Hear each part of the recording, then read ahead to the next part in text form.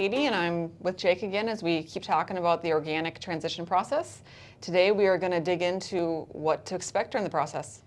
So to focus on what to expect during your organic transition, what does the process look like? What does that all entail? The process can be long and time consuming, so if you break it down into a few steps, it's helpful, and then it's not as overwhelming as well.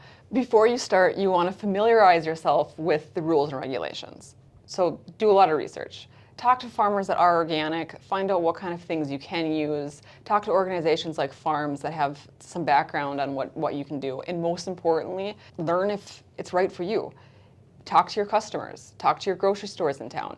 Are they interested in purchasing local organic products? Are there restaurants that care? Look at your market and determine if that aligns with your marketing goals. And if that is the right step for you, start implementing. You can work on your OSP or your organic system plan at the same time, but implementing the practices is really the first thing. If you know what you're doing or what your plan is when you're making your OSP, it's going to make the whole OSP process simpler. Sometimes that might mean sitting down in the winter and creating your plan for the summer, but your actions and your plan should be integrated. You should be updating your plan as you're changing your actions. Once you start implementing, then you can reach out to a certifying agency and they will help you with an application. In that application, you need to do your OSP.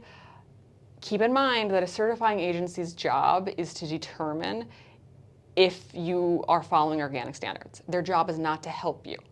There are other organizations that can help you through that. Once you are ready to apply, 3 to 6 months before you want to be certified organic, is when you submit your application. That is definitely before you are organic, but there's going to be some communication between you and the certifier to clarify different things in your plan. They're going to have to come out for an inspection. So that whole process between applying and certification will take 3 to 6 months. Once you've applied, your property will be inspected. The point of the inspection is to be sure that what you said in your OSP is what is actually happening on your farm. Make sure you are prepared for this inspection. They're going to want to look at all of your records. They want to look at your fields. They're going to want to look at your machinery. It can be a time-consuming process, and the more prepared you are for it, the quicker it'll go. On a small produce farm, it could take as little as a couple hours. For a large, diversified operation, it's going to be a couple days. But like I said, the more information you have and the more prepared you are for it, the smoother that it'll go. Your inspector may have some questions for you or may want you to change some things, and this is your opportunity to do that.